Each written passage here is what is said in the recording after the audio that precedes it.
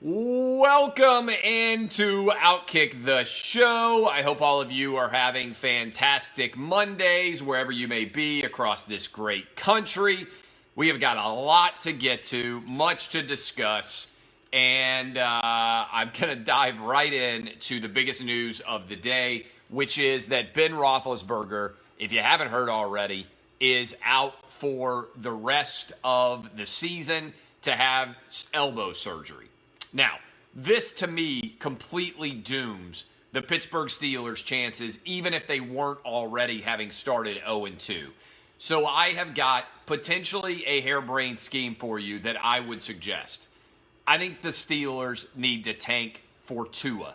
They have an opportunity now, with Ben Roethlisberger out for the rest of the year, to go out and get the overall number one pick, much like the Indianapolis Colts did when Peyton Manning ended up being out for that full season, and they tanked and they got the number one overall pick to go straight from one great quarterback to another great quarterback with no interregnum of uncertainty. Go ask the Miami Dolphins what can happen if you get the wrong guy. Even if they don't want Tua or end up number one overall, Jake Fromm is going to be at the top of the draft boards, I believe, presuming he comes out early.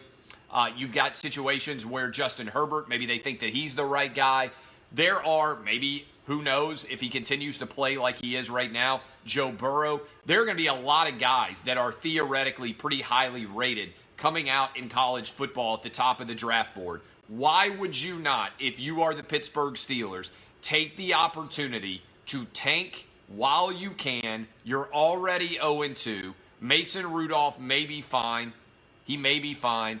I don't believe he's the future of that franchise.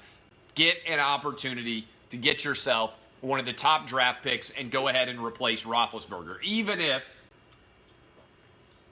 as well may be the case, Roethlisberger may not actually be done. I don't think he is. I think he's probably going to come back and play another couple of years, although you never know. But for people out there, there's already somebody saying, hey, you're crazy. Mason Rudolph is great. You're wrong. Mason Rudolph is not going to win you anything this year. He's not going to win a playoff game. He's not going to lead you from 0-2 back even into the playoffs. What's the benefit of going 6-8 in your final 14 games when you could go 2-12 and lock up one of the top draft picks in the entire NFL? It doesn't make sense to me. That's my advice. Other big news. Drew Brees out at least 6 weeks. I think this pretty much does the Saints in as contenders in the NFC South. If you saw the drop-off that came into bearing when Teddy Bridgewater came in for Drew Brees, that schedule is tough early in the season. First game that Drew Brees has missed due to injury. This is pretty wild. Since high school football, I believe, going all the way back to Austin, Texas with Drew Brees. I know he set out a few games. Maybe he set out one game, actually. And I know he set out a few end-of-the-season games because the Saints have already clinched a playoff spot. But that is remarkable how good his health has been. And to have all of these injuries happen, a ton of different issues that have all arisen in the first 2 weeks of the season. Let's just run through them. Andrew Luck decides to retire. You've got Nick Foles getting his collarbone broken, landed on in the first quarter for the Jacksonville Jaguars. You've got Sam Darnold out with mono, Ben Roethlisberger out for the rest of the year, and now Drew Brees out for at least 6 weeks, it appears, assuming that he has surgery on his thumb. I understand people out there who are saying Drew Brees separated his shoulder with the Chargers. I believe that was the final game of the year, and he never actually missed a start because of it. Because that's one of the great unknowns in the history of the NFL. What would have happened if Nick Saban and the Miami Dolphins, instead of taking Dante Culpepper, if they had taken Drew Brees? I think there's a likelihood, strong one, that Nick Saban's still coaching in the NFL and that he might have won a couple of different Super Bowls with Drew Brees. It also, I'm sorry, Dolphin fans, would have actually made the AFC East somewhat competitive if there had been a decent other team and a decent other quarterback in the AFC East. One of the most remarkable things about the AFC East during the entire Brady era is that really probably the best quarterback the Jets, the Bills, or the Dolphins have had during this era It's probably Chad Pennington, maybe Mark Sanchez. I mean, the failure of all of these teams to ever have somebody who can compete with Brady is really off the charts. I mean, yes, the Patriots have been great, but when you can write in that you're going to win the division every year, it gives you a lot of opportunities. You know you're hosting a playoff game. It's incredible even to break that down. So, Drew Brees out. A lot of different NFL quarterbacks hurt to start the year. Yesterday, I was with 6 third graders. It was my third grader's birthday. He was 8, turning 9. And we went to go watch a football game on the surface of the sun. It was so hot in Nissan Stadium for the Colts-Titans game that you can see I did get a nice tan from it, but it's the hottest football game I've ever been to. Broiling hot. They retired Steve McNair and Eddie George's numbers, but this is, I think, beyond a shadow of a doubt, the end of my time going to watch the Titans play the Colts. It doesn't matter. The Titans are going to find a way to lose to the Colts. The Colts might as well be listed as the owners of the Tennessee Titans franchise. You had a situation where Andrew Luck decides to retire. The Colts played an overtime game in California on the road to start and had to travel all the way back across the country.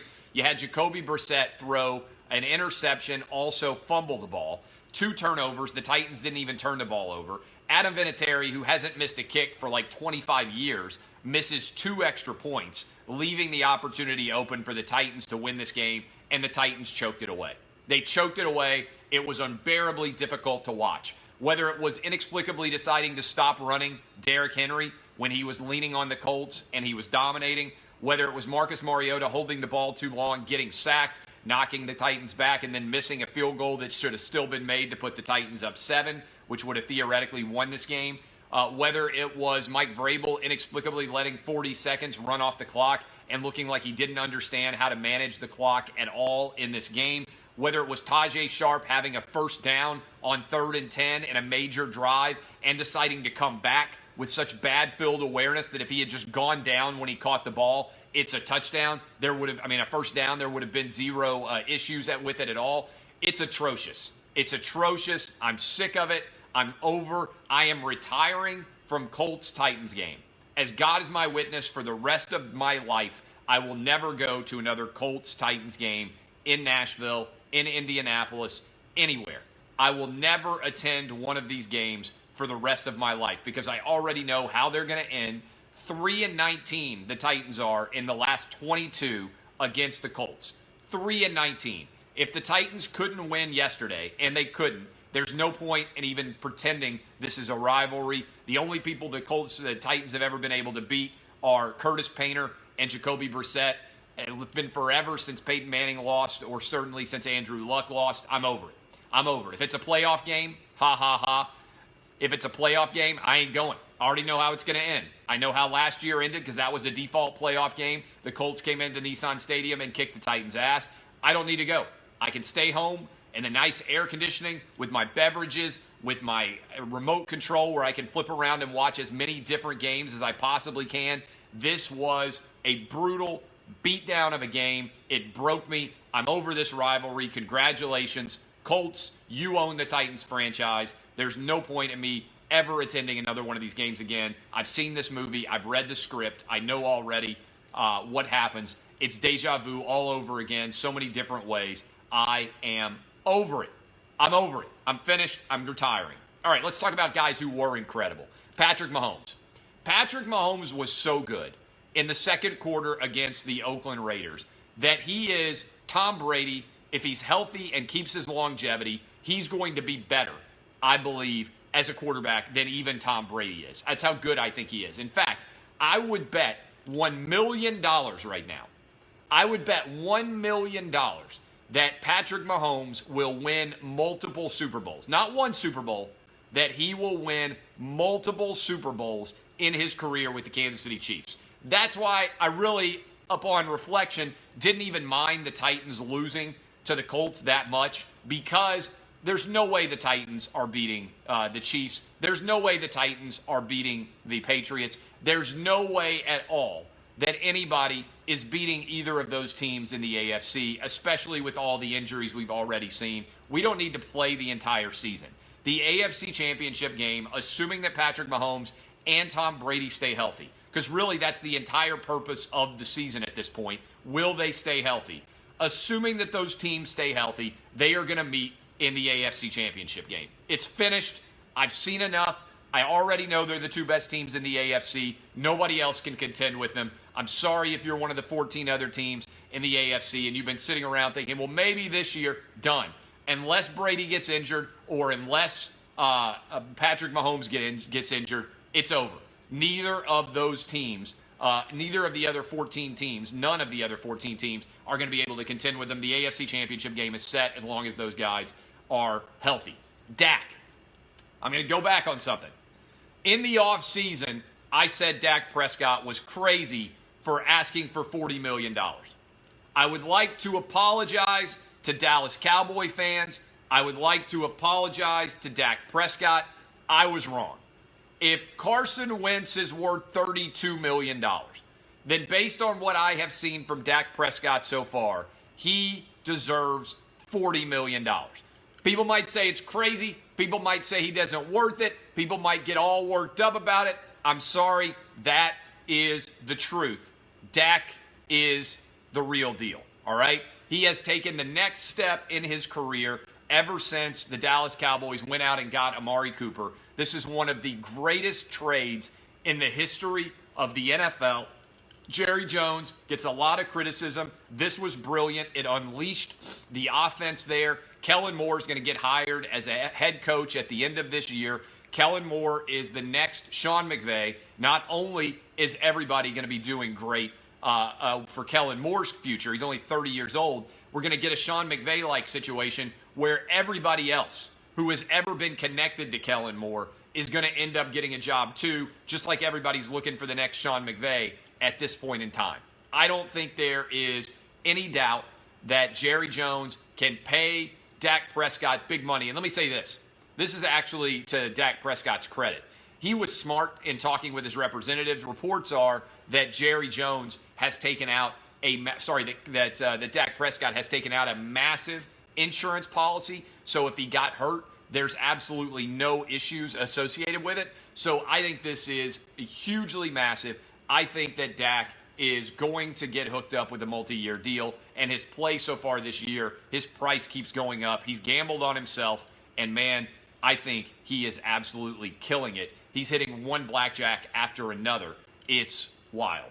All right, stupid people are going to get blocked. If I happen to look over and I see somebody, by the way, if you never watched this show or listened to this show before, if I happen to look over, I don't pay a lot of attention to the comments, but if I happen to look over and I see a comment and it's so utterly dumb that it makes my head hurt, then I'm going to block you and you're no longer able to make comments, all right? Boom, you're gone forever. Good riddance. Bye. Right off into the sunset. How about Kentucky's collapse against Florida? If Felipe Franks does not get injured, there is no way in my mind that Kentucky ends up losing this football game. When Felipe Franks got injured, there was about 3 minutes to go in the third quarter. Kentucky is up 21-10. They have complete control of this football game. They then drive down, and at the start of the fourth quarter, they have a 4th and 1 from the Florida 38. Too far for a field goal, close enough where they didn't want to punt. They go for it and get stopped. And when they get stopped, then, what's this guy's name? I keep forgetting it. Kyle Trask, I believe, comes in as the upstart fill-in for Felipe Franks, and he looks like the greatest quarterback in the history of the Florida Gators. He drops back, he throws for like 150 yards in a quarter, and he leads Florida all the way back to take the lead until Kentucky has what should be relatively a chip shot field goal, and then Kentucky totally chokes and misses it. Now, that was bad enough. Game should have been over. Then the idiot Florida running back goes out there and makes the decision to score a touchdown after he gets the first down on third down, which is the only way that Kentucky could have had an opportunity to take that game into overtime at that point in time. This is ridiculous. Utterly ridiculous, beyond absurdity, that guys are that dumb and go on and score. I hope you guys are in New Jersey and Pennsylvania, and I hope you took 50.5 instead of 50, because the blood bank is still undefeated this year. The blood bank guarantee tapped the vein, but everybody should have won. There's no way that should have gone to 50. That makes absolutely no sense in general. Just absolutely ridiculous, all right? I don't understand why in the world they wouldn't have had a conversation on the sideline of, hey, if you get this first down, just take a knee. This is the second time a Florida Gator running back has done this, by the way, to the blood bank guarantee. I don't remember how many years ago it was. One of you may remember. We had the blood bank guarantee on the Florida Vandy under, and the same situation happened. Florida's trying to run the clock out. They score. They're up 1 point, I think, and they score, and they give Vanderbilt a chance to come back down and try to score because they make it an 8-point game. I don't understand how these guys are so dumb. I also don't understand how they haven't been coached up to take a knee. Don't run in the end zone and score. Game's over. All we got to do is kneel if you just stop after the first down. But this is a bad loss for Kentucky. I think it's one that will linger. And for the Florida Gators, I actually like Tennessee plus 14. Early read on this game. I don't think Tennessee's very good, but I don't think Florida's very good. This game reminds me a little bit of the game that Tennessee won last year against Auburn. Tennessee went on the road as like a 15 or a 16-point underdog last year on the Plains down in Auburn. Remember that game? Jarek Garantano just threw up a couple of deep balls. They got a turnover, scoop and score, touchdown, and Tennessee won that game. Auburn was much better than Tennessee last year. I think Florida's better than Tennessee, but I don't think Florida's very good. I think the whole SEC East, outside of Georgia, and I actually think Mizzou's pretty good. I think the whole SEC East outside of Georgia and Mizzou is awful. I think Kentucky's not good. I think that Tennessee's not good. I think that South Carolina's not very good. I think that Vanderbilt's not good at all. I love LSU to just wax Vanderbilt this weekend in Nashville, by the way. I think it's going to be an absolute beatdown. I think Georgia's going to blow out Notre Dame. I don't think that game's going to be remotely close. I don't think Notre Dame has the athletes or the talent to line up. I love Georgia 13.5 right now. I think the number's right around 13.5. I absolutely love it. And somebody's dumb out there. SEC top heavy. Who knew? That's such a stupid thing to say. Such a stupid thing to say. First of all, top heavy means you're really damn good at the top, all right? The SEC might get 3 playoff teams in this year. Florida, maybe not be that good. So what? You know who's really good? LSU, Alabama, and Georgia. Maybe the 3 best teams in the country before all is said and done. We'll see exactly how it goes. If you have the 3 best teams in the country, or whatever it is now, 5 of the top 9, you're pretty damn good. That's not top heavy. 5 of the top 9 teams in the country, which I think is what currently the situation is, that ain't top heavy. That's called dominance. Almost half of the conference is in the top 10. It's crazy. Stop being dumb. All right, I got to say this too. Pat Narduzzi. I'm watching Pitt play against Penn State. 17-10. 4th and 1. Under 5 minutes to play.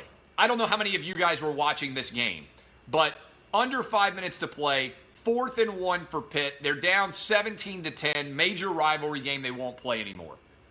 Pitt's head coach, Pat Narduzzi, who makes over $3 million a year, elects to kick a field goal.